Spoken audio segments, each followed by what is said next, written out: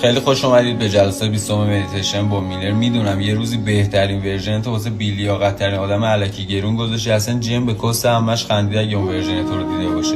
ولی اینو بدون تو آدم درستی بودی. اون واسه داشتن آدم درست هنوز آماده نبوده و حالا بازی چسب باید بره چیزای زودگذر رو ببینه، بیا تجربه کنه، اشغالاشو بکنه. سیر که شد برگشت پیشت، درشو بذاری دکمهشو بزنی خداحافظ. کجا برگشتیم؟ ما خودمون اونجا رفتیم. این پند میلریو یادداشت کنید، میگه گاهی نباید به خودتون بگیرید، باید به کیرتون بگیرید و برید تا بدونن اگه موندیم با تمام خارکسته بازیاشون به کیرمون گرفتنم بلد بودیم. ببینید خیلی ساده است. طلا اگه زنگ بزنه طلا نبوده، عشق اگه تمام شه عشق نبوده، دوستا اگه رفتن هیچ وقت دوست نبودن. پس به حرمت همه روزایی که باهاشون داشتیم و الان دیگه نیستن میگیم کس عمتون الکی وقت ما رو گرفتید. یه نفس عمیق میکشیم همه با هم.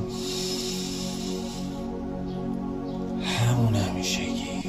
تا جلسه جدید مدیتیشن با میلر. خیلی مخلصم.